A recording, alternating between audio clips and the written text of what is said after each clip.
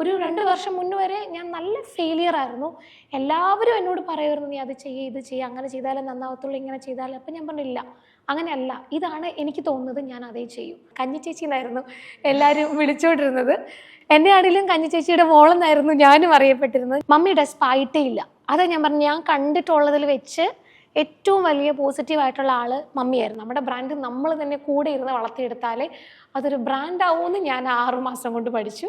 Entrance ഞാൻ exam എഴുതുന്ന ഡേറ്റിൻ്റെ അന്നാണ് മമ്മി മരിക്കുന്നത്. അതുപോലെ തന്നെ സംരംഭം അവിടെ പൂട്ടുകയും ചെയ്തു. അപ്പം നാട്ടിലേക്ക് പോരുവാണ്. നാട്ടിലേക്ക് വന്നു. ഭയങ്കര മണ്ടത്തരമല്ലേ കാണിക്കുന്നത്? അങ്ങനെ എൻ്റെ നഴ്സിംഗ് ഹോമിൽ വർക്ക് ചെയ്തിരുന്ന 4 കെയറിങ് പിള്ളേർക്കാണ് ഞാൻ ആദ്യമായിട്ട് ഓസ്കി പഠിപ്പിച്ചു തുടങ്ങിയത്. ഇപ്പോൾ നമ്മൾ ഫെയിൽ ആകുമ്പോൾ ഉണ്ടല്ലോ, ഒരു വല്ലാത്ത ഫ്രസ്ട്രേഷനാണ്, നമുക്ക് ഉറങ്ങാൻ പറ്റത്തില്ല.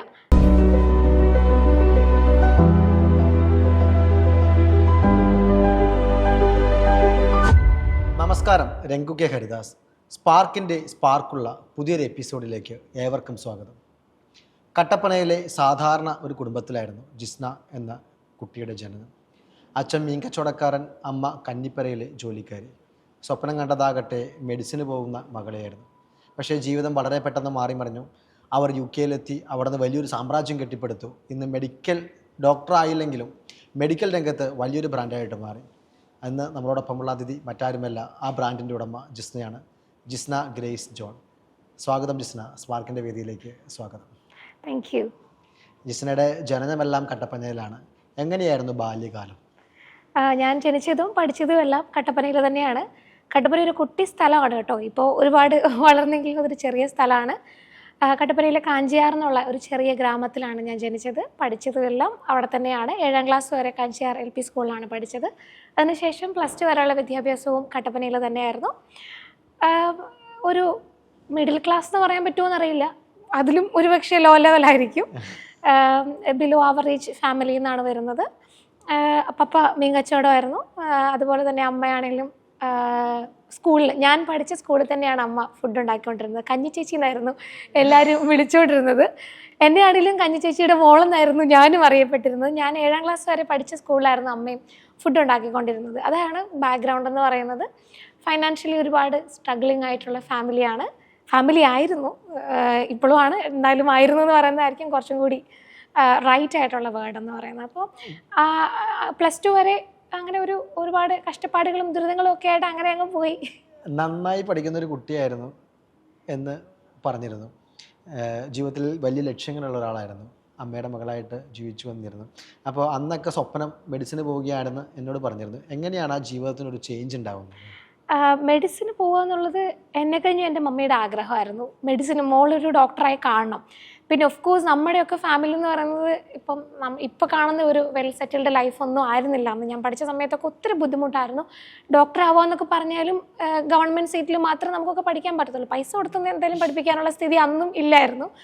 അതുകൊണ്ട് തന്നെ ആഗ്രഹം ഡോക്ടർ ആകുന്നുള്ളായിരുന്നു. പഠിക്കുമായിരുന്നു കേട്ടോ. പഠിക്കുമെന്ന് വെച്ചാൽ ഞാനൊരു +2 വരെ, +2ലും 95% മാർക്ക് ഉണ്ടായിരുന്നു. പഠിത്തം എന്നിരുന്ന് ഞാൻ കുത്തിയിരുന്ന് പഠിക്കുന്ന ആളൊന്നുമല്ല. എന്നാലും തലേദിവസം പഠിച്ചാലും ഓർമ്മ നിൽക്കുമായിരുന്നു. One among the brilliant students അല്ലെങ്കിൽ ഫസ്റ്റ് ബെഞ്ച് സ്റ്റുഡൻസിൻ്റെ കൂട്ടത്തിൽ ആ ഒരു ഗണത്തിൽപ്പെടുന്ന ആളായിരുന്നു. ആഗ്രഹവും ഡോക്ടർ ആവുക എന്നുള്ള. പിന്നെ ചില സാഹചര്യങ്ങളാൽ പറ്റിയില്ല. എന്നാലും നഷ്ടബോധമൊന്നും ഇപ്പോൾ ഇല്ല. കാരണം എന്തായാലും ഞാനത് ഇൻ ഫ്യൂച്ചറിൽ എടുക്കും എന്നുള്ളതാണ്. ഈ ചില സാഹചര്യങ്ങൾ എന്ന് പറഞ്ഞു, എന്തായിരുന്നു ആ സാഹചര്യം? ചില സാഹചര്യങ്ങൾ എന്ന് പറയുമ്പോൾ ഞാൻ ഓഫ് കോഴ്സ് പഠിക്കുമായിരുന്നു. അതുകൊണ്ട് തന്നെ ഡോക്ടർ ആവുന്നൊരു കോൺഫിഡൻസ് ഒക്കെ അന്നുണ്ടായിരുന്നു. എവിടെയാണ് മാറിയെന്ന് ചോദിച്ചാൽ ഞാൻ +2 പഠിക്കുന്ന സമയത്താണ് മമ്മിക്ക് ക്യാൻസർ വരുന്നത്. ക്യാൻസർ എന്ന് പറയുമ്പോൾ മമ്മിക്ക് ബോൺ മാരോ ക്യാൻസർ ആയിരുന്നു. ബോൺ മാരോയിലായിരുന്നു, ബോൺസിലായിരുന്നു ക്യാൻസർ ഉണ്ടായിരുന്നത്. ഞങ്ങൾ അറിഞ്ഞപ്പോൾ തന്നെ ഒത്തിരി ലേറ്റായിപ്പോയി. സ്റ്റേജ് 4ലാണ് നമ്മൾ അറിയുന്നത് അമ്മയ്ക്ക് ക്യാൻസറാണ്. പക്ഷേ മമ്മിക്ക് അതൊരു കുറച്ച് നാളുകൾക്ക് മുന്നേ അറിയാമായിരുന്നു. പിന്നെ പറഞ്ഞിട്ടും പ്രത്യേകിച്ച് കാര്യമൊന്നും ഇല്ല എന്നുള്ളതുകൊണ്ട് ആളാരോടും മിണ്ടിയില്ല, പറഞ്ഞില്ല. നടുവേദന, ബാക്ക് പെയിൻ ആയിരുന്നു സ്റ്റാർട്ടിങ്. മമ്മി എല്ലാ ദിവസവും സ്കൂളിൽ പോയി കഴിഞ്ഞിട്ടാണേലും എൻ്റെ ക്ലാസ് ടീച്ചറിൻ്റെ വീട്ടിൽ മമ്മി വീട്ടു ജോലിക്ക് പോകുമായിരുന്നു, സ്കൂളിൽ പോയിട്ട് വന്നിട്ട്. പിന്നെ വീട്ടിലാണേലും ആട്, പശു, കോഴി, ഈ വക പരിപാടി ഞാൻ കണ്ടിട്ടുള്ളതിൽ വെച്ച് ഏറ്റവും വലിയൊരു ബിസിനസ് പേഴ്സൺ എന്ന് പറയുന്ന അമ്മയാണ്. അപ്പോൾ ഈ പരിപാടികളെല്ലാം ചെയ്യുമ്പം സാധാരണഗതിയിൽ ഒരു വീട്ടമ്മമാർക്കുണ്ടാവുന്നൊരു നടുവേദനയുണ്ടല്ലോ, മമ്മി അതിനെയും അങ്ങനെ തന്നെയാണ് കരുതിയിരുന്നത്. നമ്മുടെ നാട്ടിൽ തന്നെ കുഴമ്പ് മേടിച്ച് തിരുമ്പും, അന്നൊക്കെ അതേ പറ്റത്തുണ്ടായിരുന്നുള്ളൂ, അത് മാത്രമായിരുന്നു ലൈഫും. അങ്ങനെ പോയി വേദന കൂടുമ്പോൾ ഞാൻ ഇപ്പോഴും ഓർക്കുന്നുണ്ട്, 3 മണിയൊക്കെ ആകുമ്പോൾ മമ്മി എഴുന്നേറ്റ് കുഴമ്പ് തേച്ച് ഒന്ന് ലെവലായി സെറ്റായി രാവിലെ 7 ആകുമ്പോൾ മമ്മി സ്കൂളിലേക്ക് പോകും. ഇങ്ങനെ ഒരു 1 ഇയറോളം മമ്മി പോകുന്നു, ഇങ്ങനെ പുഷ് ചെയ്ത് പോകുന്നത് എനിക്കറിയാം. പിന്നെ സാധാരണഗതിയിലുള്ള നടുവേദന എന്ന് പറഞ്ഞാൽ അതിനെ സാമ്പറ്റിൽ അങ്ങ് വിട്ട് കളഞ്ഞു. പിന്നെ ഇതൊരു അറിഞ്ഞ് ഡോക്ടറെ കണ്ട് എക്സ്റേ ഒക്കെ എടുത്ത് കഴിഞ്ഞപ്പോൾ ഡോക്ടർക്ക് മനസ്സിലായി ഇത് സാധാരണ പോലെയല്ല, സംതിങ് മോർ ഉണ്ട്. അന്ന് ഡോക്ടർ മെഡിക്കൽ കോളേജിലേക്ക് റെഫർ ചെയ്തു, എക്സ്റേ എടുത്ത പാടെ. പിന്നെ മെഡിക്കൽ കോളേജിൽ പോയിട്ടാണ് ഡയഗ്നോസ് ചെയ്യുന്നത് ക്യാൻസർ ആണെന്ന്. അന്നത്തെ സമയത്തൊക്കെ ക്യാൻസർ എന്ന് പറയുമ്പോഴും പ്രത്യേകിച്ച് നമുക്ക് ഫർദർ ഒരു ട്രീറ്റ്മെൻറ്റിനുള്ള ഓപ്ഷനൊന്നും ഇല്ല. ഫസ്റ്റ് ഓഫ് ഓൾ ഇത് ഞാൻ അറിഞ്ഞിട്ടും വലിയ കാര്യമൊന്നും ഇല്ലെങ്കിലും എന്നോടും പറഞ്ഞിരുന്നില്ല. കാരണം ഞാൻ +2 സമയമാണ്. ഇത്രയും കാലവും അമ്മയുടെ ഒരു ഡ്രീം എന്ന് പറയുന്നത് ഞാൻ എൻട്രൻസിന് സൈഡായിട്ട് പ്രിപ്പയർ ചെയ്യുന്നുണ്ട്, MBBS എടുക്കും എന്ന് മമ്മിക്ക് അറിയാം. +2 ഞാൻ പഠിച്ചുകൊണ്ടിരിക്കുന്ന സമയമാണ്. അപ്പോൾ അതുകൊണ്ടൊക്കെ കൂടി മമ്മി എന്നോട് പറയണ്ടെന്ന് പറഞ്ഞു. ചേട്ടനും ഡിഗ്രി 3rd ഇയർ പഠിക്കുന്ന സമയമാണ്. അതുകൊണ്ട് ഞങ്ങളോട് രണ്ടാളോട് ഇത് അറിഞ്ഞിട്ടും പറഞ്ഞിട്ടില്ല, മിണ്ടിയിട്ടില്ല, അറിഞ്ഞിട്ടേ ഇല്ല. പിന്നെ ഞാൻ +2 NCCയിലുണ്ടായിരുന്നു. നാട്ടിൽ +2 ഞാൻ +2 പഠിച്ച സമയത്താട്ടോ. അപ്പോൾ ഈ ക്യാമ്പ്സിനൊക്കെ പോയിരുന്നു. അപ്പോൾ ഞാനൊരു 6 മന്തോളം +2 പഠിച്ച സമയത്ത് ഡൽഹിയിലായിരുന്നു. അതിൽ പോയതിൻ്റെ റീസൺ എന്ന് പറഞ്ഞാൽ +2 കഴിയുമ്പോൾ നമുക്ക് NCCയിൽ 1 ഗ്രേസ് മാർക്ക് കിട്ടും, 2 അവിടെ പോയിട്ടുണ്ടെങ്കിൽ നമുക്കൊരു നാഷണൽ ലെവൽ ഗോൾഡ്. ഞാൻ പോയ ക്യാമ്പ് TCC തൽസൈനിക് ക്യാമ്പ്, ഒരു 6 മന്തിൻ്റെ ഒരു ക്യാമ്പായിരുന്നു. അത് അറ്റൻഡ് ചെയ്ത് എന്തെങ്കിലും നമുക്കൊരു നല്ല റാങ്ക് ഉണ്ടെങ്കിൽ നമുക്ക് ആർമി കോട്ടയിലേക്ക് മെഡിസിൻ സ്ട്രെയിറ്റ് ആയിട്ട് എൻട്രി കിട്ടും. അതായിരുന്നു മെയിൻ ഇൻറ്റൻഷൻ. കാരണം ഗ്രേസ് മാർക്ക് കിട്ടിയ ഇവിടെ ഫുൾ A+ കിട്ടും. അപ്പുറത്ത് നമുക്ക് ഇൻ്റർവ്യൂവിൽ കയറി പോവാം. ഒത്തിരി എൻട്രൻസ് എന്തായാലും ക്ലിയർ ആവും. ഞാൻ 2 വർഷമായിട്ട് കോച്ചിങ് എടുക്കുന്നുണ്ട്. അപ്പോൾ അങ്ങനെ ഒരു പ്ലാനിൽ പോയിക്കൊണ്ടിരിക്കുക. അപ്പം ഞാൻ ഈ മമ്മിക്ക് അസുഖം വരുന്ന സമയത്തൊന്നും നാട്ടിലില്ല. പിന്നെ ആ സമയത്തൊക്കെ ഞാൻ ഡൽഹിയിൽ ക്യാമ്പിനകത്താണ്, ആർമി ക്യാമ്പിനകത്താണ്. തിരിച്ച് ഞാൻ വന്ന് ഒരു ജനുവരി സമയം +2 ജനുവരി മാസത്തിലാണ് ഞാൻ തിരിച്ചു വരുന്നത്. അപ്പം തന്നെ 6 മന്തിൻ്റെ ക്ലാസ് പോയല്ലോ. മമ്മിയുടെ ടെൻഷൻ ഇനിയിപ്പോൾ ഇതൊക്കെ ഓർത്ത് ക്ലാസ് കളയുമോ എന്നൊക്കെ ഓർത്തായിരിക്കും എന്നോട് പറഞ്ഞില്ല. ഞാനും ബ്രദർ പറഞ്ഞില്ല കേട്ടോ മമ്മിക്ക് വയ്യ എന്നുള്ള കാര്യം. പിന്നെ ഞാൻ വരുമ്പോൾ മമ്മി വീട്ടിലില്ല. മമ്മി കുഴമ്പ് നമ്മുടെ ആയുർവേദത്തിലാണ് തിരുമിക്കാൻ പോയതാണെന്നാണ് എന്നോട് പറഞ്ഞിരിക്കുന്നത്.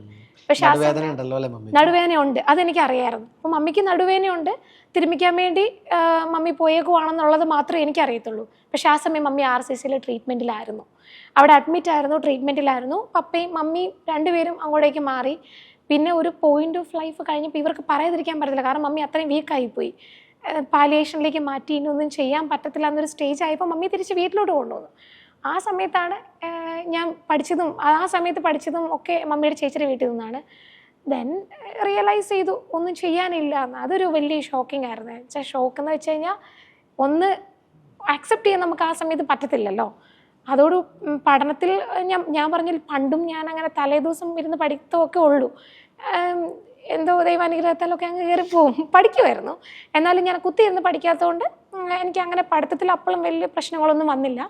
ഞാൻ ട്യൂഷനൊക്കെ പോയി അതും ഇതൊക്കെ പിക്കപ്പ് ചെയ്തൊക്കെ +2 മാർക്കുണ്ടായിരുന്നു. പക്ഷേ മമ്മി ഭയങ്കരമായിട്ട് വീക്കായി. എൻട്രൻസ് ഞാൻ എക്സാം എഴുതുന്ന ഡേറ്റിൻ്റെ അന്നാണ് മമ്മി മരിക്കുന്നത്. അതുകൊണ്ട് തന്നെ എക്സാം പിന്നെ എനിക്ക് അറ്റൻഡ് ചെയ്യാൻ പറ്റിയില്ല. അത് എക്സാം എഴുതാത്തതുകൊണ്ട് തന്നെ എനിക്ക് പിന്നെയുള്ള ഒരു ചോയ്സ് എന്ന് പറയുന്നത് ഒന്നുകൂടെ 1 ഇയർ ഞാൻ വെയിറ്റ് ചെയ്തിട്ട് റിപ്പീറ്റ് പോവാം. അന്നൊക്കെ ഞങ്ങളൊക്കെ പഠിച്ച സമയത്ത് ബ്രില്യൻ്റ് പാലായിലൊരു അക്കാഡമി ഉണ്ടായിരുന്നു. അവിടെ ബ്രില്യൻ്റ് അക്കാഡമിയിൽ പോയിട്ടുണ്ടെങ്കിൽ ഉറപ്പായിട്ടും നമുക്ക് സീറ്റ് കിട്ടുമെന്നൊക്കെ ആയിരുന്നു അന്നത്തെ നമ്മുടെ ഹോപ്പ്. പക്ഷെ അതിനിവിടെയുള്ള പൈസ ഇല്ലായിരുന്നു. അതുകൊണ്ട് പിന്നെ ഞാൻ ഒന്നെങ്കിൽ 1 ഇയർ വെയിറ്റ് ചെയ്യാം, അല്ലെങ്കിൽ വേറെ ഏതെങ്കിലും കോഴ്സിന് പോകാം. പൈസ കൊടുത്ത് ഇനി ചെയ്യാൻ പറ്റുന്ന ഒരു അവസ്ഥയല്ല. മമ്മി മരിച്ചു. ഞാൻ +2 എക്സാമിന്റെ സമയത്ത് പോകുന്ന സമയത്ത് മമ്മി പാലിയേറ്റീവ് കെയറിലായി. എന്ന് വെച്ചാൽ ഞങ്ങളുടെ തൊട്ടടുത്ത് തന്നെ സിസ്റ്റേഴ്സിന്റെ ഒരു കോൺവെന്റ് ഉണ്ട്. ഭയങ്കര പെയിൻ ആയിരുന്നു. പെയിൻ എന്ന് വെച്ച് കഴിഞ്ഞാൽ ബോണിൽ ഉണ്ടാവുന്ന ക്യാൻസർ എന്ന് പറയുന്നത് നമ്മൾ സാധാരണ കാണുന്ന ക്യാൻസർ അല്ല. അത് ഭയങ്കര മേലെ ഒരാളുടെ പെയിൻ എത്ര മെഡിസിൻ കൊടുത്താലും അതിനൊരു സൊല്യൂഷൻ ഇല്ല. അപ്പം നമുക്ക് വീട്ടിൽ നിന്ന് ചികിത്സിക്കുന്നതിന് പരിധിയുണ്ട്. കണ്ടുകൊണ്ടിരിക്കാൻ പറ്റത്തില്ല. അതിനുശേഷം മമ്മിയുടെ മരണശേഷം നിങ്ങൾ വീണ്ടും പഠിക്കാൻ വേണ്ടി പോയോ? മമ്മി മരിച്ചു, അതിൽ നിന്ന് റിക്കവർ ഞാനിപ്പോൾ റിക്കവർ ആയിട്ടില്ല. ഓൾമോസ്റ്റ് 15 ഇയേഴ്സ് ആവുന്നു ഇപ്പോൾ.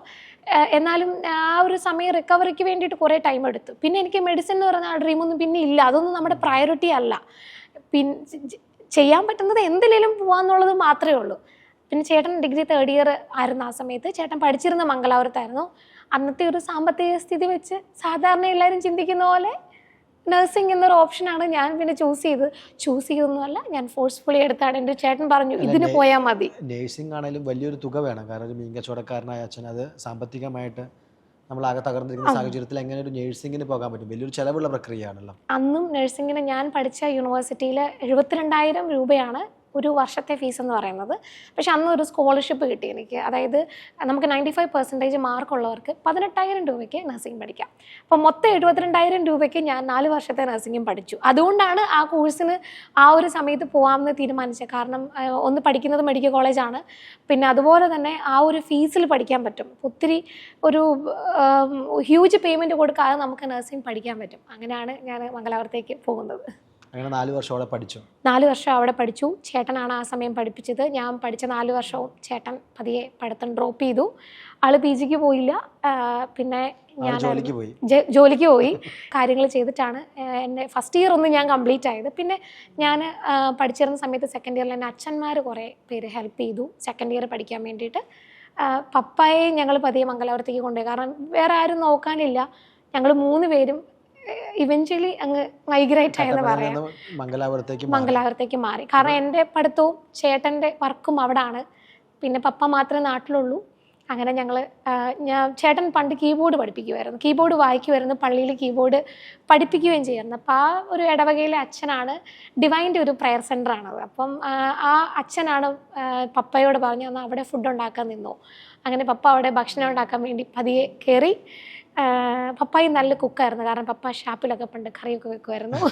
നല്ലൊരു കശാപ്പുകാരനായിരുന്നു എൻ്റെ അപ്പൻ. അപ്പം അങ്ങനെ പപ്പ പതിയെ ഫുഡൊക്കെ ഉണ്ടാക്കി. അങ്ങനെ കൂടി ഒരു 7-8 വർഷക്കാലം എൻ്റെ പഠിത്തം കഴിയുന്നോടം വരെയും ചേട്ടൻ്റെ പഠിത്തം കഴിയുന്നോടം വരെയും പപ്പ ഞങ്ങളുടെ കൂടെ മംഗലാപുരത്ത് നിന്നു. അങ്ങനെ അവിടെ ആയിപ്പോയി. അങ്ങനെ അങ്ങനെ ആയിപ്പോയി. കഴിഞ്ഞിപ്പോൾ വീടെന്ന് പറയുമ്പോഴും ഞങ്ങൾക്ക് കട്ടപ്പനയിൽ ഇപ്പം വീടില്ല, എന്നാൽ കൂടുതൽ ഇമോഷൻ ഇപ്പോഴും കിടക്കുന്നത് കട്ടപ്പന തന്നെയാണ്. കാരണം എല്ലാ വീടും സാഹചര്യവും വളർന്ന രീതിയെല്ലാം കട്ടപ്പനയാണല്ലോ. അതെ, അതുകൊണ്ട് ഈ മംഗലാപുരത്ത് 4 വർഷത്തെ കോഴ്സ് പഠിച്ചു കഴിഞ്ഞാൽ പിന്നെ നേഴ്സ് ആവുക എന്നുള്ളതാണ് ഒരു ലക്ഷ്യം. എന്നിട്ട് നേഴ്സ് ആകാൻ പോയോ? എന്താ ചെയ്തത് അവിടെ? ആക്ച്വലി അപ്പോഴും എൻ്റെ ലക്ഷ്യം നേഴ്സ് ആവുക എന്നുള്ളതായിരുന്നില്ല. ഇൻ ദ സെൻസ് ഞാൻ ആഗ്രഹിച്ചെടുത്ത ഒരു പ്രൊഫഷൻ ആയിരുന്നില്ല നഴ്സിംഗ്. എനിക്ക് ഇതുപോലെ ഉള്ളിൻ്റെ ഉള്ളിൽ ഇങ്ങനെ ഡോക്ടർ ആവണം എന്ന് പറഞ്ഞ് കിടന്നിട്ട് പെട്ടെന്ന് ആ ഒരു ചേഞ്ച് വന്നപ്പോൾ ഞാൻ തന്നെ അക്സെപ്റ്റ് ചെയ്യാൻ കുറേ വർഷങ്ങളെടുത്തു. ഇപ്പോഴും അതിന് ഞാൻ ഇപ്പോഴും എന്നോടൊരാൾ എന്താ ആഗ്രഹം എന്ന് ചോദിച്ചാൽ ഞാൻ പറയുന്നത് എനിക്ക് മെഡിസിൻ എടുക്കണം. അത് ഡോക്ടർ ആവണം എന്നല്ല, ഡോക്ടർ ഇപ്പം ആകണം എന്നല്ല കേട്ടോ. എൻ്റെ ഉള്ളിലൊരു ആഗ്രഹമുണ്ട്, എനിക്കത് ചെയ്യാൻ പറ്റിയില്ലല്ലോ. മമ്മിയുടെ ഒരു ആഗ്രഹമായിരുന്നു. അപ്പോൾ ഞാനൊരു +2 വരെ ഒറ്റ കാര്യത്തിന് വേണ്ടിയാണ് മോൾഡ് ചെയ്ത് വെച്ചിരുന്നത്. അത് നടക്കാതെ പോയപ്പം ഇപ്പോഴും ആഗ്രഹം ഡോക്ടർ ആവുക തന്നെയാണ്. പിന്നെ നേഴ്സായിട്ട് ഞാൻ വർക്ക് ചെയ്യാൻ പോയിട്ടില്ല. അന്നും പഠിത്തത്തിൽ ഓക്കെ ആയിരുന്നുള്ളതുകൊണ്ട് ഞാൻ കോഴ്സ് കഴിഞ്ഞ പാടെ ഒരു കോളേജിൽ പഠിപ്പിക്കാൻ വേണ്ടി കയറി. നഴ്സിംഗ് സ്റ്റുഡൻസിനെ പഠിപ്പിക്കുമായിരുന്നു. ടീച്ചറായിരുന്നു. അതെ, ടീച്ചറായിരുന്നു. വലിയൊരു ശമ്പളത്തിൽ ആദ്യത്തെ ജോലി കിട്ടി. 12,000 രൂപ ശമ്പളത്തിൽ. ചെറിയ ശമ്പളം തന്നെയാണല്ലോ. ചെറിയ ടീച്ചറാണെന്നേ ഉള്ളൂ. ശമ്പളമൊക്കെ എനിക്ക് നാട്ടിലത്തെ എല്ലാ ജോലിക്കും ഒരു പരിധി ഉണ്ടെന്നാണ് എനിക്ക് തോന്നുന്നത്. ഞാൻ കയറിയ സമയത്ത് 12,000 രൂപയായിരുന്നു എൻ്റെ സാലറി. ഞാൻ കുറേ നാൾ പിള്ളേരെ പഠിപ്പിച്ചു. ഒന്നും ആകുന്നില്ല. കാരണം മമ്മി മരിച്ചപ്പോഴുണ്ടായ കുറേ കടങ്ങളും ബാധ്യതകളും എല്ലാം ഉണ്ട്. എങ്ങും എത്തുന്നില്ല. പിന്നെ ഉള്ളിൻ്റെ ഉള്ളിൽ എന്തെങ്കിലും സ്വന്തമായിട്ട് ചെയ്യണമെന്ന് അന്നും ഒരു തോന്നലുണ്ട്. പിന്നെ ഞാൻ അവിടുന്ന് എന്നാൽ പുറത്തേക്ക് പോയേക്കാം എന്ന് പറഞ്ഞ് OET പഠിക്കാൻ വേണ്ടി ഇറങ്ങി. പുറത്തോട്ട് പോകണമല്ലോ. അതെ, യൂറോപ്യൻ രാജ്യം വേണം. നഴ്സിംഗ് പഠിക്കുന്ന എനിക്ക് തോന്നുന്നു ഒരു ഭൂരിഭാഗം ആൾക്കാരുടെ ഉള്ളിൽ പുറത്ത് പോകണം, പുറത്ത് പോയാൽ രക്ഷപ്പെടാൻ പറ്റും, നല്ലൊരു സാലറി സ്കെയിലിൽ നമുക്ക് വർക്ക് ചെയ്യാൻ പറ്റും, ഫാമിലി സെറ്റിൽ ചെയ്യാൻ പറ്റും എന്നുള്ള ആഗ്രഹമൊക്കെ സാധാരണ പോലെ ഉണ്ടാവുമല്ലോ. അങ്ങനെ ഞാനും OET പഠിക്കാൻ പോയി. OET പഠിച്ചു. ഫസ്റ്റ് അറ്റംപ്റ്റ് തന്നെ പാസ്സായി. ഞാൻ കോഴിക്കോട് അജ്നോറയിലാണ് OET പഠിച്ചത്. അല്ലേ, അജയേട്ടൻ്റെ അജ്നോറയുടെ കോഴിക്കോട് OET ബാച്ചിൻ്റെ ഫസ്റ്റ് ബാച്ചിലുണ്ടായിരുന്ന ആളാണ് ഞാൻ. ഇപ്പോഴും ഞങ്ങൾ അജയേട്ടനുമായിട്ട് സംസാരിക്കുമ്പോൾ പറയും സാറിൻ്റെ കോഴിക്കോട് ഉണ്ടായിരുന്ന ബ്രാഞ്ചിൽ. പിന്നെ അതിനുശേഷം OET പഠിച്ചു. ഫസ്റ്റ് അറ്റംപ്റ്റ് തന്നെ പാസ്സായി. അതിനുശേഷം അവിടെ തന്നെ ട്രെയിനറായിട്ട് കയറി. കോഴിക്കോട് തന്നെ ഞാൻ OET ട്രെയിനറായിട്ട് കയറി. കുറേ കാലം ഞാൻ അവിടെ ട്രെയിനറായിട്ട് വർക്ക് ചെയ്തു. അപ്പോൾ ഇങ്ങനെ ഉള്ളിൻ്റെ ഉള്ളിൽ കിടക്കുക, ഓക്കെ എനിക്ക് എന്തെങ്കിലും സ്വന്തമായിട്ട് ചെയ്യണം. ഈ ഉള്ളിൻ്റെ ഉള്ളിൽ ഈ സ്വന്തമായിട്ട്, കാരണം എന്തായാലും മെഡിക്കല് മമ്മിയുടെ ആഗ്രഹമായിരുന്നു. അതെ, അത് നമ്മളും നമ്മുടെ ആഗ്രഹമായിട്ട് എടുത്തു. എന്തെങ്കിലും സ്വന്തമായിട്ട് ചെയ്യണം. വീട്ടിലാരും സ്വന്തമായിട്ട് ചെയ്ത ഇതില്ല. അപ്പോൾ ഒരു മീൻ കച്ചവടം ചെയ്തിട്ടുണ്ടെന്നുള്ളത് വെച്ചാൽ അതും കാര്യമായി മുന്നോട്ട് പോയിട്ടുള്ളതാണ് എനിക്ക് മനസ്സിലാവുന്നത്. ഈ ആഗ്രഹം എവിടെ നിന്നാണ് വരുന്നത്? ഞാൻ കണ്ടിട്ടുള്ളതിൽ വെച്ച് ഏറ്റവും വലിയ ഓൺടർപ്രണർ എൻ്റെ മമ്മിയാണ്, എൻ്റെ അമ്മയാണ് കേട്ടോ. ഇൻ ദ സെൻസ് അന്നത്തെ കാലത്ത് ഒന്നുമില്ലായിരുന്നു ഞങ്ങളുടെ വീട്ടിലൊക്കെ. ഞങ്ങളുടെ വീട്ടിൽ ഭക്ഷണം ഉണ്ടെങ്കിൽ ഞങ്ങളുടെ മമ്മി സ്കൂളിൽ പോകുമല്ലോ, ഉച്ചയ്ക്ക് ഉണ്ടാക്കുന്ന കഞ്ഞിയാണ് വൈകുന്നേരം കൊണ്ടുവരുന്നത്. ഞാൻ 1ാം ക്ലാസ് മുതൽ 7ാം ക്ലാസ് വരെ ഡെയിലി വീട്ടിൽ കഞ്ഞിയും പയറുമായിരുന്നു. കാരണം കഴിച്ച് മടുത്തു. കാരണം എല്ലാ ദിവസവും കഞ്ഞിയും പയറുമാണ്, അത്രയും വീട്ടിലില്ല. അങ്ങനെ ഇരിക്കുന്ന സാഹചര്യത്തിൽ ആ ഒരു മമ്മിക്ക് അന്ന് കിട്ടിക്കൊണ്ടിരുന്നത് 4000 രൂപയാണ് മമ്മിക്ക് ഒരു മാസം കിട്ടിക്കൊണ്ടിരുന്നത്. അതിൽ നിന്ന് മമ്മി ഉണ്ടാക്കിയ ബിസിനസ്സാണ്. വീട്ടിൽ 75 കോഴി ഉണ്ടായിരുന്നു, 4-5 എരുമയുണ്ടായിരുന്നു, പിന്നെ 10-15 പന്നി ഉണ്ടായിരുന്നു. ഇതുപോലെ ഇതെല്ലാം മമ്മി ഒറ്റ ഒരാളാണ് നോക്കിക്കൊണ്ടിരുന്നത്. ഞാൻ കണ്ടിട്ടുള്ളതിൽ വെച്ച് നല്ല കച്ചവടത്തിൽ ഞാൻ കണ്ടിട്ടുള്ള വെച്ച് ഏറ്റവും ബെസ്റ്റ് ആളെന്ന് പറയുന്നത് എൻ്റെ അമ്മയാണ്. എനിക്ക് തോന്നുന്നു എനിക്ക് ഇൻബോൺ ആയിട്ടുള്ളതാണ്. ഞാനും എന്ത് കണ്ടാലും എന്ത് ചിന്തിച്ചാൽ ഇപ്പം എൻ്റെ ഫ്രണ്ടിൽ എന്ത് കണ്ടാലും ഞാൻ ആദ്യം ചിന്തിക്കുന്നതും അതെൻ്റെ ബിസിനസ് പോസിബിലിറ്റിയെ പറ്റിയാണ്. ഇതാദ്യം ചെയ്തത് മമ്മിയാണ്. എൻ്റെ ചേട്ടനും ഇതുപോലെ തന്നെയാണ്. അപ്പം എനിക്ക് തോന്നുന്നു അത് ഫാമിലിയിൽ തന്നെ ഉണ്ട്. ഒരു പരിധി വരെ കച്ചവടം ചെയ്യാനുള്ള ആ ഒരു ടെൻഡൻസി ഉണ്ട്. അല്ല, എനിക്ക് ഒരു ചെറിയ സംശയം കൂടിയുണ്ട്. ഇത്രയും ജീവികളുടെ ഒരു നിര പറഞ്ഞു, അപ്പോൾ മമ്മി പോയ സമയത്ത് ഇതിലേക്ക് എന്ത് ചെയ്തു? കൊടുത്തു കളഞ്ഞായിരുന്നു? അതായത് ഒരു പർട്ടിക്കുലർ സ്റ്റേജ് വന്നപ്പോൾ നമുക്ക് പൈസ ഇല്ല ട്രീറ്റ്മെൻറ്റിന്. ഒരു വലിയ പേയ്മെൻറ്റ് വേണം ഇതിൻ്റെ മെഡിക്കേഷന്. RCCയിൽ ട്രിവാൻഡ്രം RCCയിലായിരുന്നു മമ്മിയുടെ ട്രീറ്റ്മെൻറ്റ്. അത് കഴിഞ്ഞ് തിരിച്ചു വരണം. ഓരോ വട്ടവും നമുക്ക് ചെറിയ വയ്യാഴിക വരുമ്പോൾ നമ്മൾ ഹോസ്പിറ്റലിൽ പോകണം. നമ്മുടെ കയ്യിൽ ബാഗ് എന്ന് വെച്ചാൽ നമുക്ക് ബേസിൽ ഒന്നുമില്ല, പൈസ ഒന്നുമില്ല. ആ സാഹചര്യത്തിൽ മമ്മിയുടെ ഓരോ ബിസിനസ് കുഞ്ഞു തൈക്കൂടുകളെയാണ് ഞങ്ങൾ കൊടുത്തുകൊണ്ടിരുന്നത്. അതായത് പെട്ടെന്നൊരു കടം വന്നാൽ ഒരു 4 കോഴിയെ കൊടുക്കും, പിന്നെ ഒരു കടം ഇച്ചിരൂടെ വലിയ കടമാണെങ്കിൽ ഒരു പന്നിയെ കൊടുക്കും. അങ്ങനെ ഉണ്ടായിരുന്ന മമ്മിയുടെ കൊച്ചു സാമ്രാജ്യത്തിൽ ഉണ്ടാക്കിയിരുന്ന എല്ലാ സാധനങ്ങളും ഞങ്ങൾ കൊടുത്തു. അങ്ങനെയാണ് കുറച്ചു കാലം സർവൈവ് ചെയ്തത്. മമ്മി ഡെസ്പ് ആയിട്ടേ ഇല്ല. അതാ ഞാൻ പറഞ്ഞു, ഞാൻ കണ്ടിട്ടുള്ളതിൽ വെച്ച് ഏറ്റവും വലിയ പോസിറ്റീവായിട്ടുള്ള ആള് മമ്മിയായിരുന്നു. മമ്മി മരിക്കുന്ന അന്ന് വരെ കരഞ്ഞ് ഞാൻ കണ്ടിട്ടില്ല. അത് മരിക്കുന്ന മമ്മിയുടെ ഡോക്ടർ പറഞ്ഞു 3 more months മമ്മിക്ക് ഉള്ളൂ. അത് ജനുവരിയിലാണ് പറഞ്ഞത്. ആ 3 more months മമ്മിക്ക് ഇനി ലൈഫ് ഉള്ളൂ എന്ന് പറഞ്ഞപ്പോഴാണ് മമ്മി പറഞ്ഞത് ഓക്കെ എന്നാൽ എന്നോട് പറഞ്ഞേക്കിത്. അപ്പോഴും ചേട്ടനോട് പറയാൻ പറഞ്ഞില്ല. ചേട്ടനോട് ഞാനാണ് മമ്മിക്ക് ക്യാൻസർ ആണെന്ന് ആദ്യം പറയുന്നത്. ഞാനിത് ഇപ്പം ഇത്ര കൂളായിട്ട് പറയുന്നുണ്ടെങ്കിലും ഞാൻ അന്നും കൂളായിരുന്നു കേട്ടോ. ഞാൻ മമ്മി മരിച്ചപ്പോൾ പോലും കരഞ്ഞിട്ടില്ല. എല്ലാവരും എന്നോട് ചോദിച്ചിട്ടുണ്ട് എന്താ മമ്മി മരിക്കുമ്പോൾ കരയാത്തെന്ന്. കാരണം മമ്മി ഇതുവരെ അങ്ങനെ കരയേണ്ട അത് കഴിഞ്ഞിട്ട് കരഞ്ഞിട്ടുണ്ട്. പക്ഷേ സ്റ്റിൽ ആ ഒരു ടൈമിൽ എനിക്ക് പ്രായം 18 ആയിരുന്നു. പക്ഷേ അന്ന് നമുക്ക് കിട്ടിയൊരു ബോൾഡ്നെസ് ഉണ്ട്. നമ്മളാക്കി തീർക്കുന്ന കുറേ വാല്യൂസ് മമ്മി തന്നെ കാണിച്ചു തന്നിട്ടാണ് പോയത്. ജനിക്കുന്ന എല്ലാവരും ഒരു ദിവസം മരിക്കണം, അതങ്ങനെയാണ്.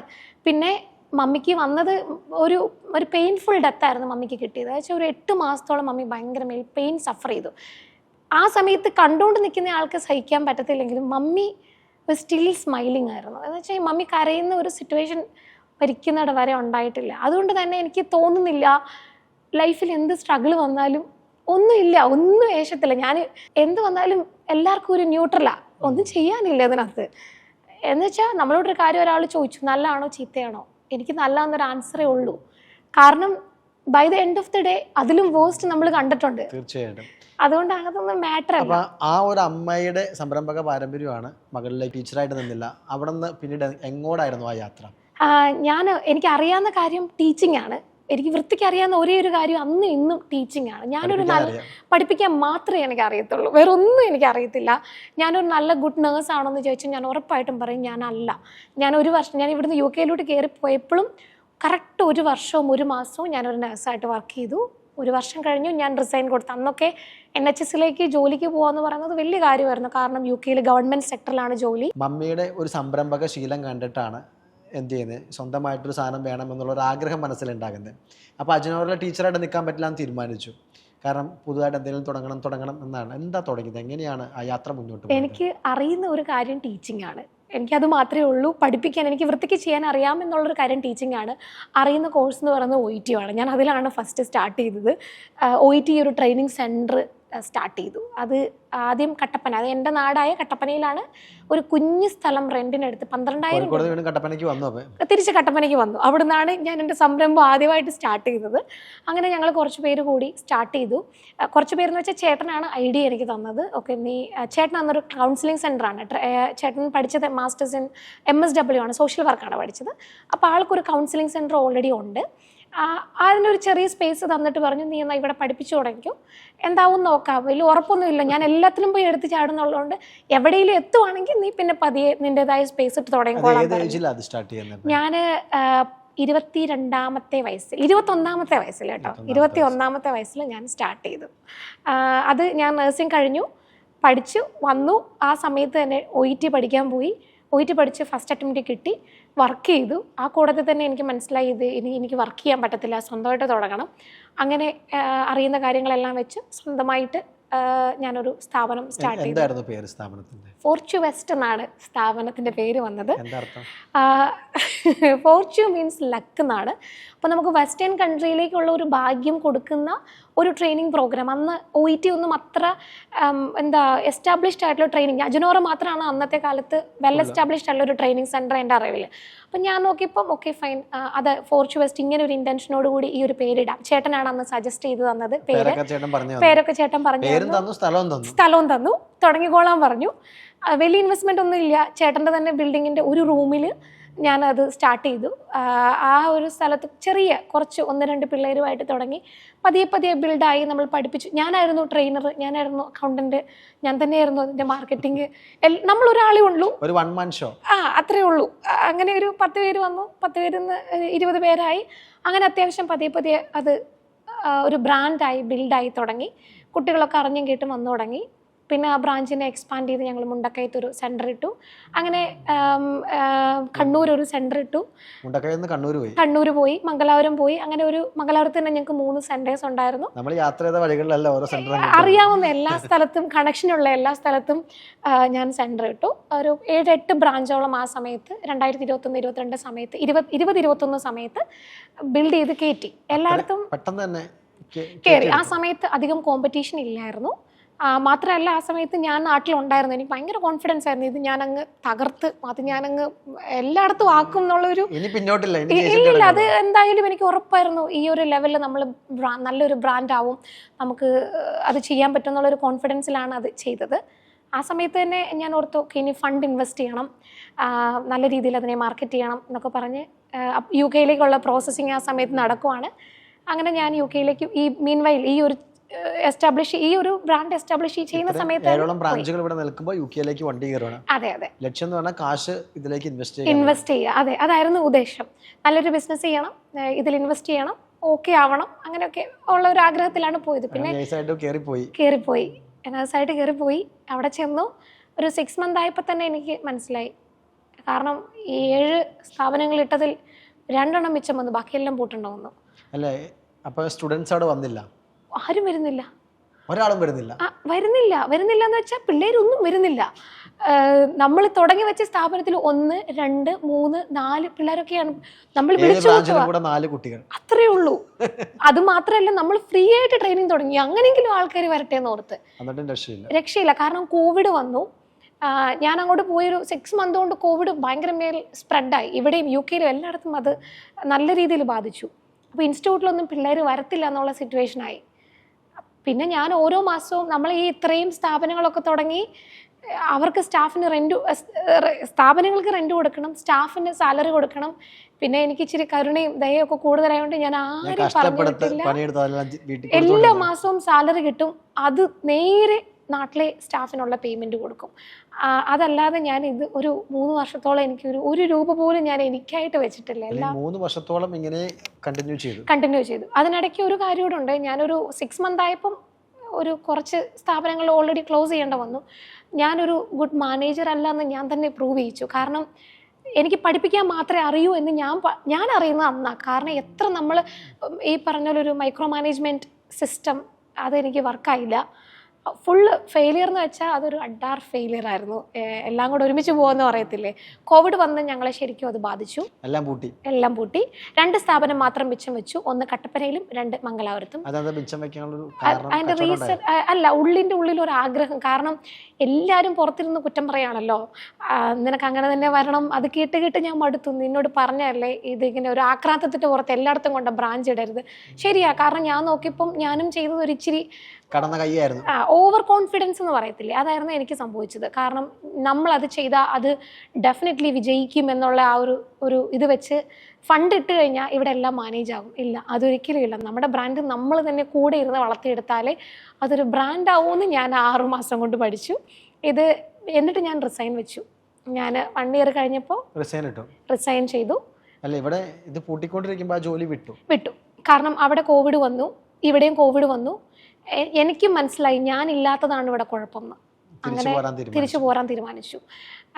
ജോലി 1 ഇയർ 1 മന്ത് കഴിഞ്ഞപ്പോൾ ഞാൻ NHS ജോലി റിസൈൻ വെച്ചു. എല്ലാവരും സ്വപ്നം കാണുന്ന ഒരു ജോലി വേണ്ടാന്ന് വെച്ചു. അന്ന് എൻ്റെ കൂടെ ബാച്ചിൽ പോയ എല്ലാവരും പറഞ്ഞു, നീ മണ്ടത്തരമാണ് ചെയ്യുന്നത്, ജോലി കളയരുത്.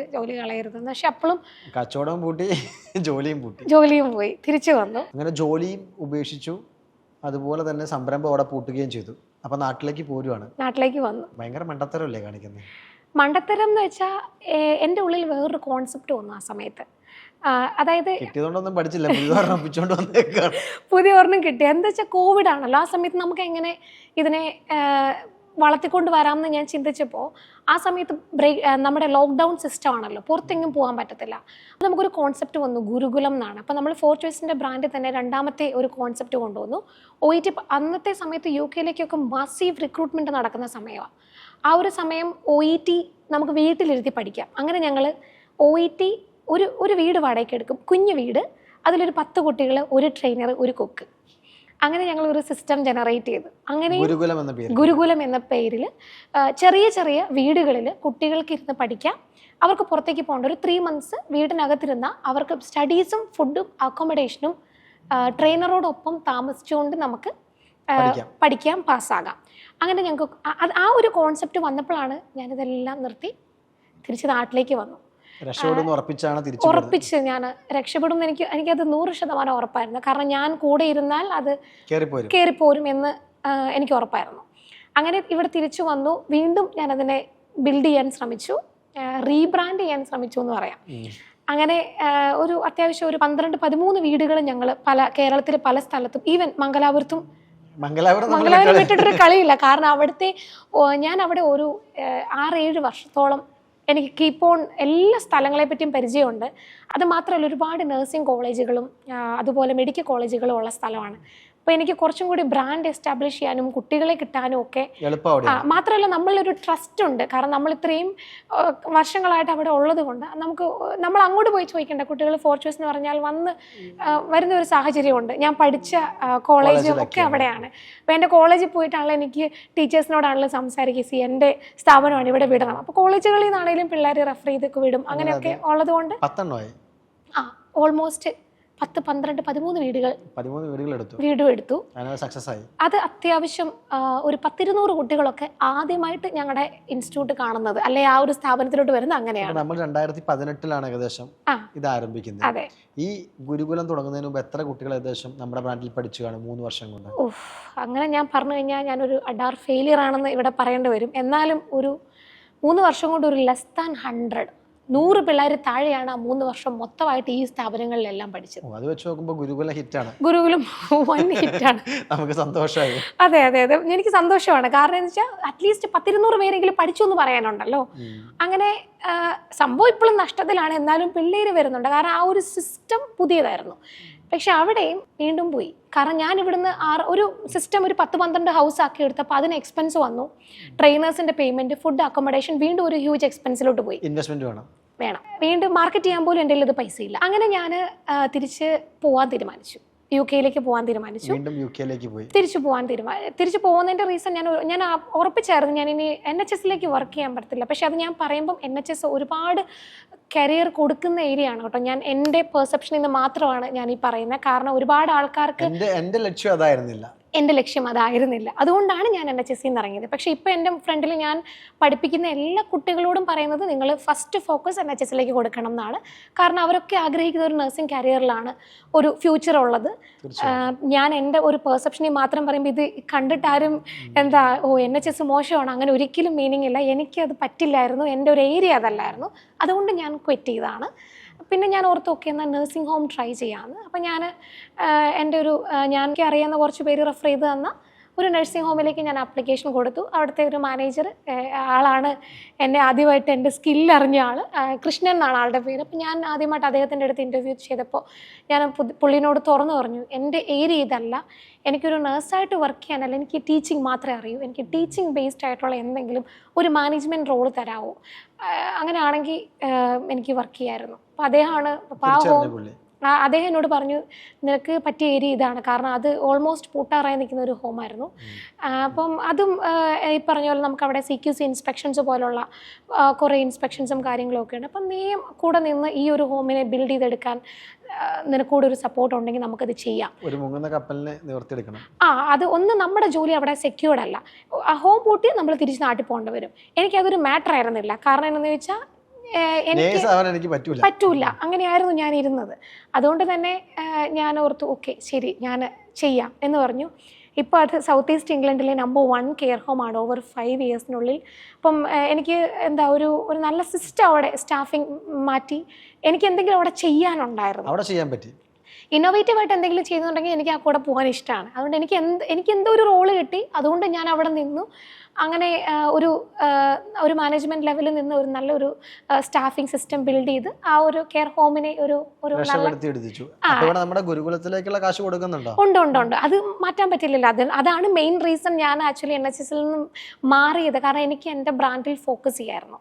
അങ്ങനെ ഇതെനിക്ക് ഉറപ്പായിരുന്നു, ഗുരുകുലം എന്താണേലും കേരളത്തിൽ മൊത്തം അത് ഓൾ ഓവർ കേരളയിൽ അത് ഒരു നല്ല സക്സസ്ഫുൾ ബ്രാൻഡായിട്ട് വളരുമെന്ന് എനിക്ക് ഉറപ്പായിരുന്നു. കറക്റ്റ് 6 മാസം എല്ലാ ബ്രാഞ്ചും പൂട്ടി. അത് ഒരെണ്ണം പോലും എനിക്ക് മിച്ചം വെക്കാൻ പറ്റില്ല. ആദ്യത്തേതിൽ നഷ്ടമായി പോയി. കാരണം അഗെയിൻ സ്റ്റാഫിങ് ഞാൻ ആഗ്രഹിക്കുന്ന പോലെ ഒന്നും ഇത് വർക്കാവുന്നില്ല. ഞാൻ പറയുന്ന പോലെ ഒന്നും ഇത് പിന്നെ ഞാൻ ഓർക്കുവാണ് എന്തിനിത് ചെയ്യുന്നതെന്ന് ഞാൻ ആലോചിച്ചു. രണ്ടാമത്തെ ബ്രാഞ്ചുകൾ തുടങ്ങുന്നു, 6 മാസം കൊണ്ട് ബ്രാഞ്ച് തുടങ്ങും, 6 മാസം കൊണ്ട് പൂട്ടും. അപ്പൊ നാട്ടിലൊക്കെ ഒരു പേരായി.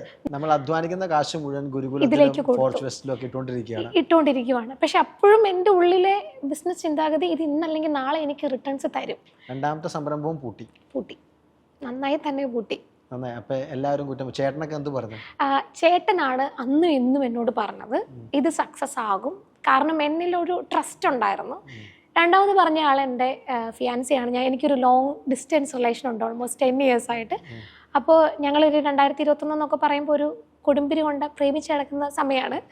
അപ്പം അവനാണേലും അറിയാം. കാരണം ഈ ഒരാൾ അന്നത്തെ സമയത്തൊക്കെ ഇത്രയും ഫൈനാൻഷ്യലി പോറായിട്ട് UK പോകുന്ന ഒരാൾ ഒന്ന് വീട് രക്ഷപ്പെടുത്തും, 2 ഒരു ചിട്ടി തുടങ്ങി കാശുണ്ടാക്കി കല്യാണം കഴിക്കാനുള്ള കാര്യങ്ങൾ നോക്കും. എനിക്കിതിനാലൊന്നുമില്ല. By the end of the ഡേയിൽ എനിക്കൊരു 20-25 സ്റ്റാഫുണ്ട്. അവർക്ക് ഞാൻ കഴിഞ്ഞ 3 കൊല്ലമായി പേയ്മെൻറ്റ് മുടങ്ങാതെ സാലറി കൊടുത്തു. അപ്പോൾ അതാണ് എനിക്ക് ആകെ പറയാനുള്ളത്. പക്ഷേ എന്നാൽ എനിക്കൊരു നല്ല സിസ്റ്റം ഉണ്ടായിരുന്നു എന്ന് ചോദിച്ചാൽ ഇല്ല, എവിടെയൊക്കെയോ പാളിപ്പോയി. അത് പിന്നെ എൻ്റെ ഏജും ഒരു മാറ്റർ ആയിരിക്കും കേട്ടോ. എനിക്കിത് ഗൈഡ് ചെയ്ത് തരാൻ ഒരാളും അന്ന് ഉണ്ടായിരുന്നില്ല. ഞാനും ചേട്ടനും ഒരു രീതിയിൽ ഇങ്ങനെ ട്രൈ ചെയ്ത് അവൻ്റേതായ ഐഡിയാസ് പറയും.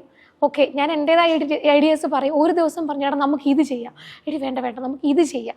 അങ്ങനെ ഒരു എന്താ പറയുന്നത്, ഒരു നല്ലൊരു ഗൈഡൻസ് ഇല്ലാതെ ഞങ്ങൾക്ക് കുറേ പാളിച്ചകൾ. അങ്ങനെ ആദ്യത്തെ ഫോർച്ച് വെസ്റ്റ് കേരളത്തിൽ പൂട്ടി, രണ്ടാമത്തെ ഗുരുകുലം പൂട്ടി, ഇനി രണ്ടാമത്തെ ഒരു കെയർ ഹോം ജോബായിട്ടിരിക്കുകയാണ്.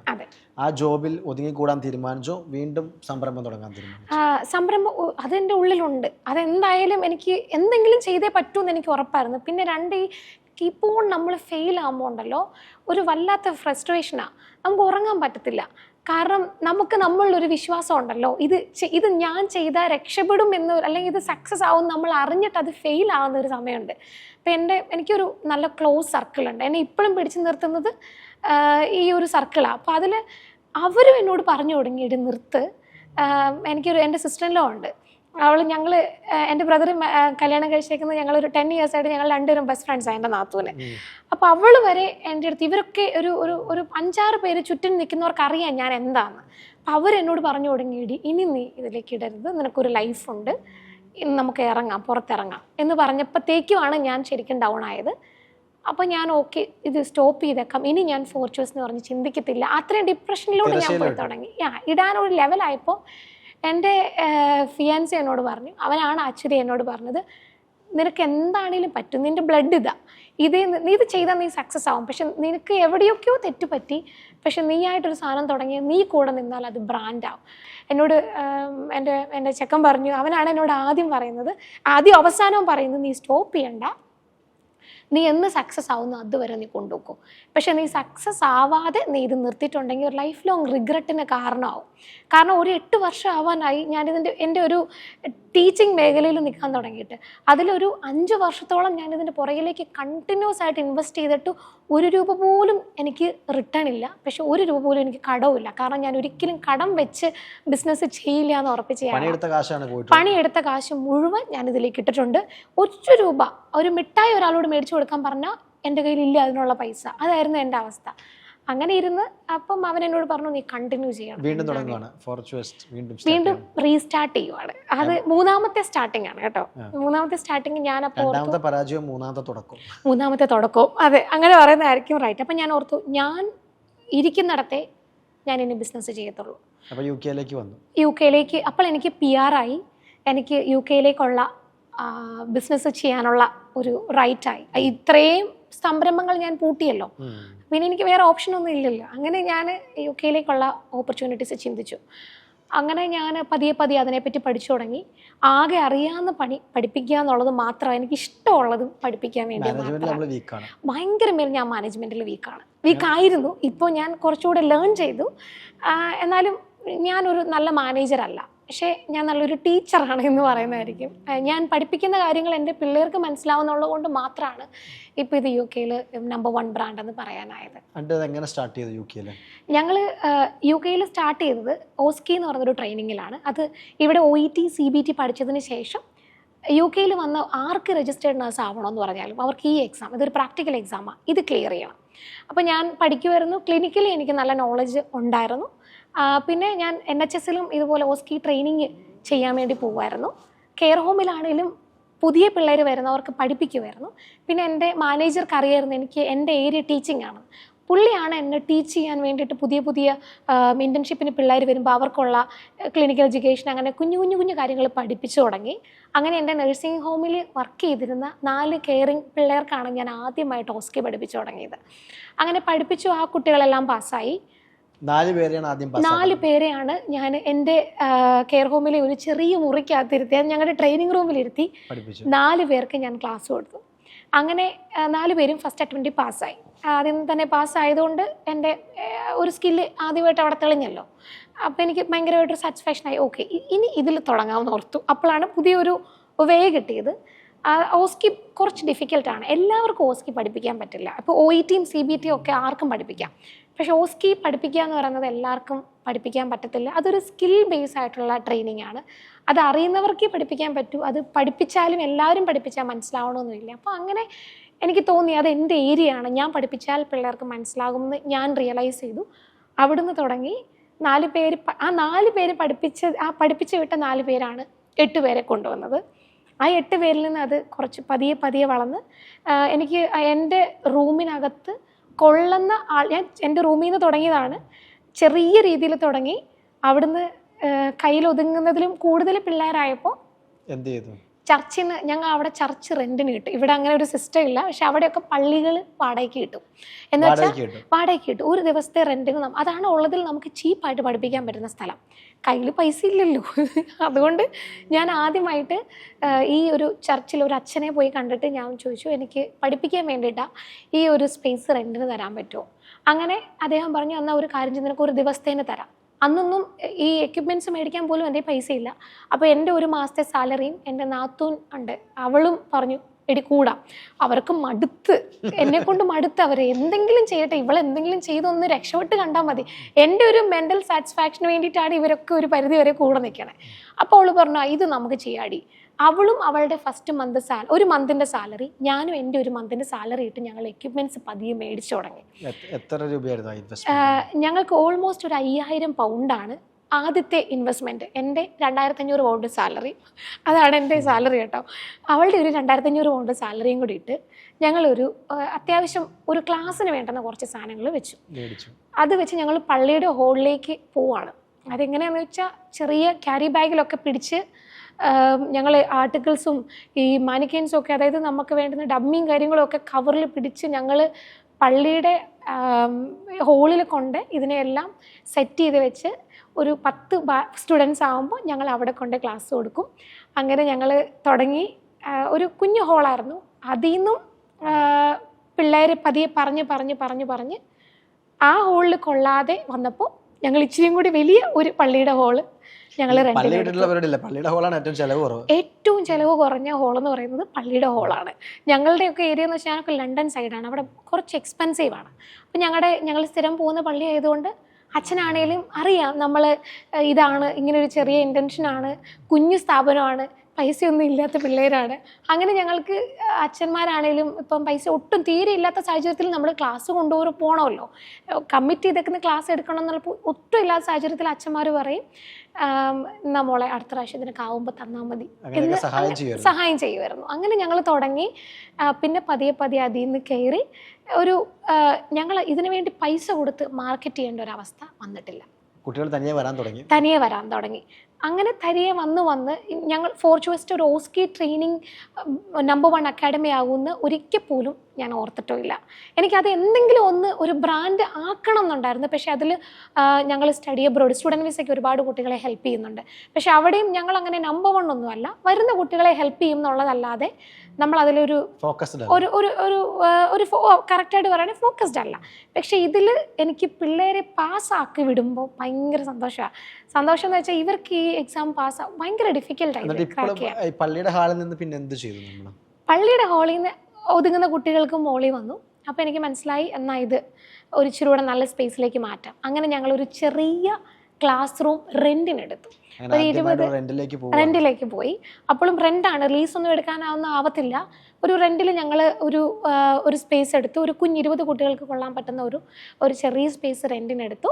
അവിടെ ഞങ്ങൾ റെഗുലറായിട്ട് ഒരു 20 കുട്ടികളെ വെച്ച് പഠിപ്പിച്ച് അത് അവിടുന്ന് മാറി ഇപ്പോൾ നമുക്കുള്ള ഒരു 120 പേർക്ക് അട്ടേ സ്ട്രെച്ചിലിരിക്കാൻ പറ്റുന്ന ഒരു ബിൽഡിങ് ലീസിനെടുക്കാൻ പറ്റി. ലീസിനെടുക്കാൻ മാത്രമുള്ള പിള്ളേരായി.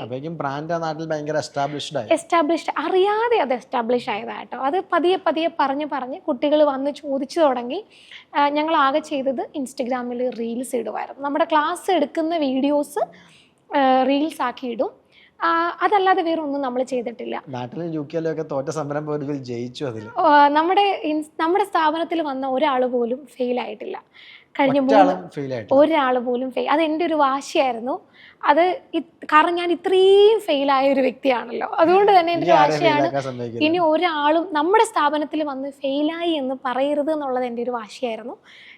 നമുക്ക് ഓൾമോസ്റ്റ് ഇപ്പോൾ 16,000-ലധികം നേഴ്സുമാർ ഇപ്പോൾ നമ്മൾ ഓൾ ഓവർ വേൾഡ് വൈഡാണ് ഞാൻ പറയുന്നത്. UK മാത്രമല്ല, ഒരുപാട് രാജ്യത്തു നിന്ന്, ഇപ്പോൾ കേരളത്തിൽ നിന്നാണെങ്കിലും നമ്മൾ അങ്ങോട്ടേക്ക് പിള്ളേർ വന്ന് ഓസ്കി എക്സാം ഒരു 40-നടുത്ത് കൺട്രീസിൽ നിന്ന് നമുക്ക് ഇപ്പം കുട്ടികൾ വന്ന് എക്സാം എഴുതി പോകുന്നുണ്ട്. എക്സാം എഴുതി ക്ലിയർ ആയി പോകുന്നുണ്ട്. 100 ബാച്ച് കഴിഞ്ഞ മാർച്ചിൽ നമ്മൾ കംപ്ലീറ്റ് ചെയ്തു. അത് വിത്ത് 100% റിസൾട്ട്. അല്ല, നമ്മൾ ആദ്യം പേര് കൊടുത്തത് ഫോർച്യൂൺ വെസ്റ്റ് എന്നുള്ളതാണ്. ഇന്ന് പാശ്ചാത്യ രാജ്യങ്ങളിലേക്ക് പോകുന്നവരുടെ ഭാഗ്യം തന്നെയായിട്ട് ആ ബ്രാൻഡ് മാറി. ഇന്ന് അങ്ങനെ ആകാൻ സാധിച്ചു. അതെ, ഉറപ്പായിട്ട്. നമ്പർ 1 ബ്രാൻഡ് എന്ന് പറയുന്ന ഒരു പൊസിഷൻ, നമ്പർ 1 ബ്രാൻഡ് എന്ന് അത് ആക്ച്വലി ഉണ്ടല്ലോ, എൻ്റെ ഒരു ഡ്രീമായിരുന്നു ഇതെന്തിലേലും എനിക്ക് നമ്പർ 1 ആക്കണം എന്ന്.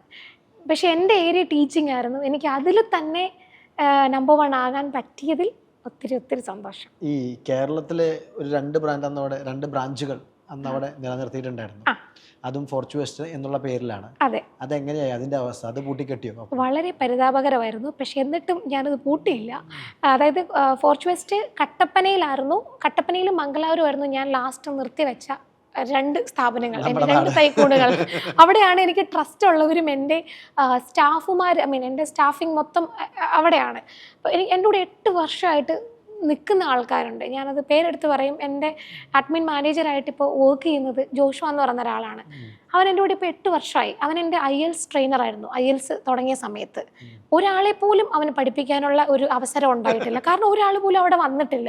അപ്പോൾ ഞാൻ പറഞ്ഞേടാ, എന്താ നമുക്ക് OETക്ക് നീ OET പഠിക്കുക, OET പഠിച്ചാൽ നമുക്ക് OETക്ക് പിള്ളേരെ വരും. അവൻ OET ട്രെയിനറായിട്ട് OETയുടെ ട്രെയിനിങ് എടുത്തു.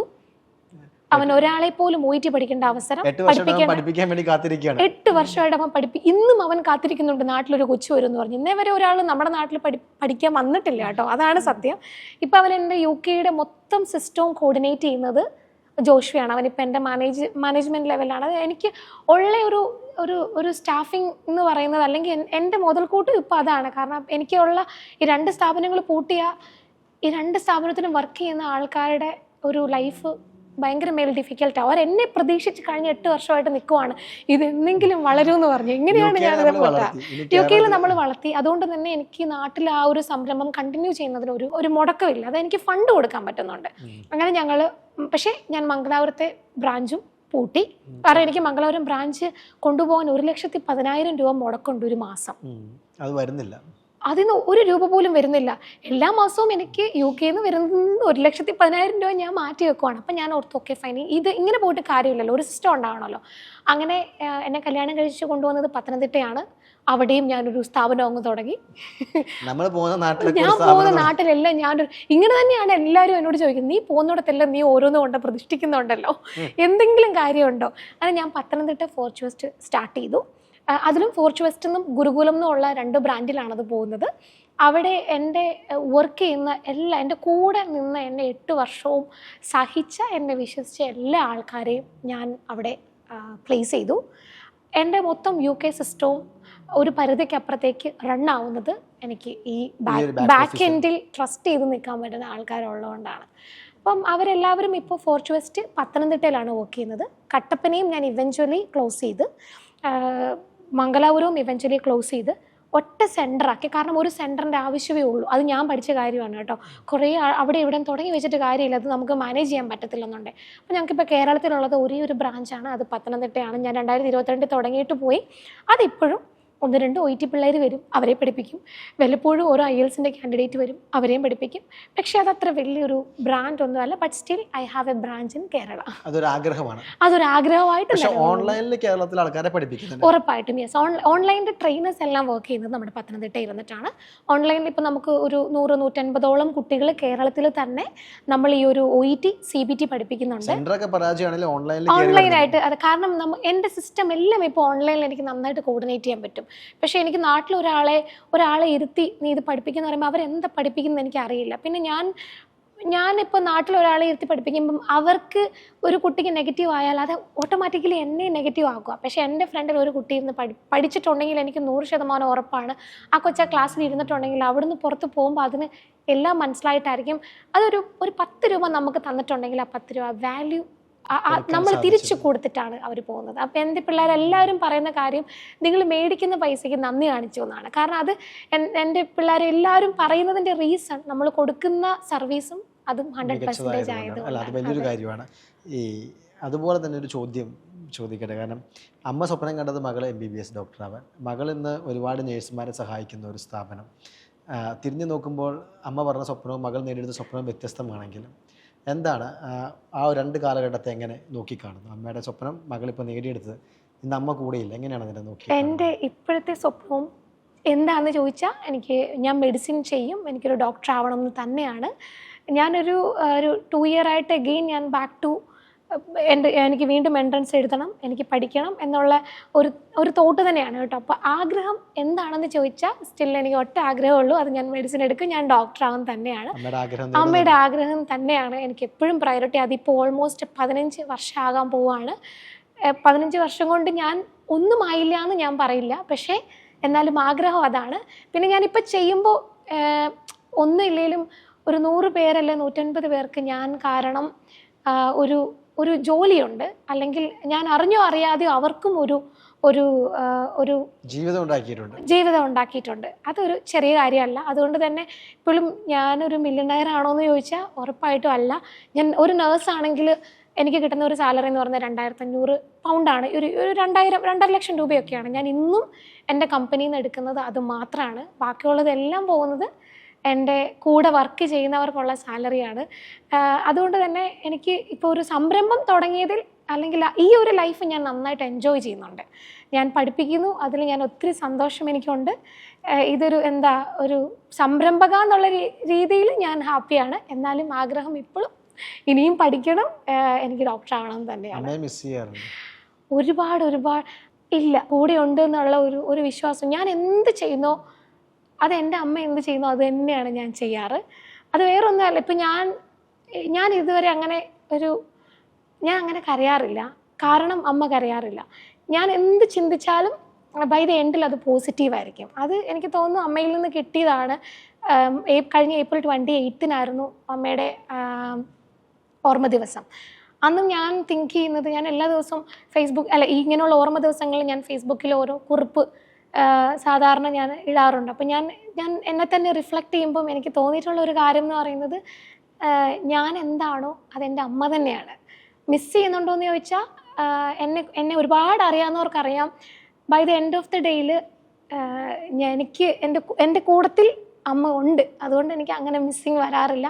എല്ലാ ദിവസവും രാവിലെ എഴുന്നേൽക്കുമ്പോൾ ഇത്രയും വർഷമായിട്ടും ജിസ്ന ഗ്രേസി ജോൺ എന്നുള്ളതിൽ ഗ്രേസി എന്നുള്ളത് എൻ്റെ അമ്മയുടെ പേരാണ്. ആ പേരിലാണ് ഇന്നും ജിസ്ന എന്ന് വിളിക്കുന്നവർ വളരെ ചുരുക്കമാണ്. ഗ്രേസ് മാം എന്നാണ് എന്നെ എല്ലാവരും വിളിക്കുന്നത്. അതിൻ്റെ ഒരു റീസൺ അമ്മയുടെ ഒരു പ്രസൻസ് എപ്പോഴും കൂടെ ഉണ്ട് എന്നുള്ളതാണ്.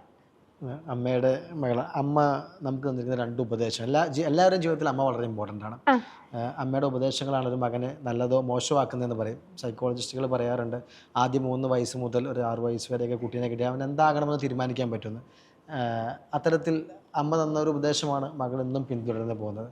അമ്മ ജീവിതത്തിൽ പകർന്നു തന്ന 2 കാര്യങ്ങളൊന്ന് പറയാം. അത് അമ്മ കാണിച്ചു തന്നൊരു കാര്യമുണ്ട്. ഒന്ന്, എപ്പോഴും പോസിറ്റീവായിരുന്നു. എപ്പോഴും പോസിറ്റീവ് എന്ന് വെച്ചാൽ അമ്മയ്ക്കൊന്നും നെഗറ്റീവ് ഇല്ല. ആര് വന്ന് അമ്മയെപ്പറ്റി കുറ്റം പറഞ്ഞാൽ പോലും അമ്മ അതും ചിരിച്ചുകൊണ്ടേ എടുക്കത്തുള്ളൂ. By the end of the day അമ്മ ഓക്കെയാണ്. ഓക്കെ, അത് അവരുടെ ചിന്താഗതിയാണ്, അവരത് പറയട്ടെ.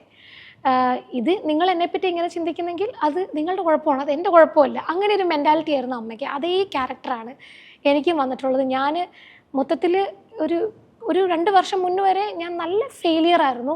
എല്ലാവരും എന്നോട് പറയുമായിരുന്നു, നീ അത് ചെയ്യേ, ഇത് ചെയ്യുക, അങ്ങനെ ചെയ്താലേ നന്നാവത്തുള്ളൂ, ഇങ്ങനെ ചെയ്താലേ. അപ്പം ഞാൻ പറഞ്ഞില്ല, അങ്ങനെയല്ല, ഇതാണ് എനിക്ക് തോന്നുന്നത്, ഞാൻ അതേ ചെയ്യൂ, ഇങ്ങനെ ചെയ്താൽ ഇത് സക്സസ് ആകും. ആ ഒരു ചിന്താഗതി അല്ലെങ്കിൽ ആ ഒരു പോസിറ്റീവ് തോട്ട് എൻ്റെ അമ്മയിൽ നിന്ന് വന്നതാണ്. അത് എനിക്ക് ഇന്ന് ഒരുപാട് അഭിമാനത്തോടെ പറയാം. കാരണം അന്ന് കുറേ ആൾക്കാർ പറഞ്ഞിട്ടുണ്ടായിരുന്നു, നീ ചെയ്യുന്നതെല്ലാം വേസ്റ്റാണ്.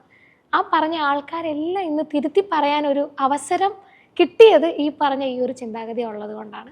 പിന്നെ അമ്മ തന്ന 2ാമത്തെ ഒരു വാല്യൂ എന്ന് പറയുന്നത്, നമുക്ക് മറ്റൊരാളുടെ ഇമോഷനെ മനസ്സിലാക്കാൻ പറ്റുക എന്നുള്ളത്. അതൊരു ചെറിയ കാര്യമല്ല.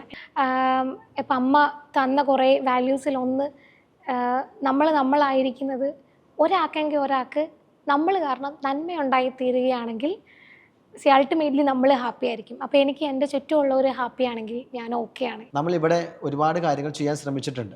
ഇനി ഭാവിയിൽ എന്തായിരിക്കും കേരളത്തിലെ ഫോർച്ച് വെസ്റ്റിൻ്റെ എന്തൊക്കെ കാര്യങ്ങളായിരിക്കും ചെയ്യാൻ ഉദ്ദേശിക്കുന്നത്? എനിക്ക് ഇപ്പം നമ്മൾ പുതിയതായിട്ടെന്ന് വെച്ചാൽ വളരെ റീസെൻ്റ് ആയിട്ടൊരു പ്രൊജക്റ്റ് കൊണ്ടുവന്നിട്ടുണ്ട്. ഇപ്പോൾ UK റിക്രൂട്ട്മെൻറ്റ് ഒന്നും തന്നെ ഇല്ല.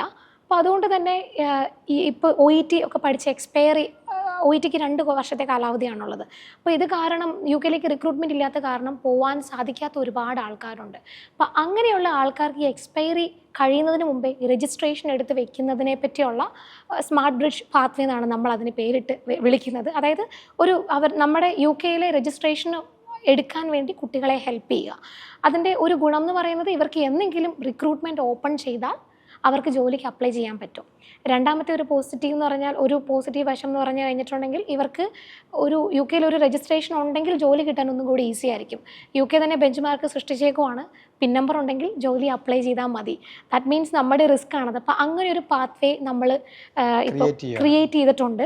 അങ്ങനെ ഒരുപാട് ആൾക്കാർക്ക് ഇപ്പോൾ കേരളത്തിൽ നിന്നും ഒരുപാട് ആൾക്കാർക്ക് നമുക്ക് രജിസ്ട്രേഷൻ എടുത്ത് കൊടുക്കാൻ ഹെൽപ്പ് ചെയ്യാൻ സാധിച്ചിട്ടുണ്ട്. അതുപോലെ തന്നെ 1 year 2 year പ്രോഗ്രാംസ് സ്റ്റുഡൻറ്റ് വിസയിലൂടെ നമ്മൾ കുട്ടികളെ UK കൊണ്ടുവന്നിട്ട് അവിടെ രജിസ്ട്രേഷൻ എടുക്കാനുള്ള ഹെൽപ്പ്, OSCE, CBT, OET തുടങ്ങിയ എല്ലാ ട്രെയിനിങ്ങും നമ്മൾ സൈഡിൽ നിന്ന് കൊടുക്കും.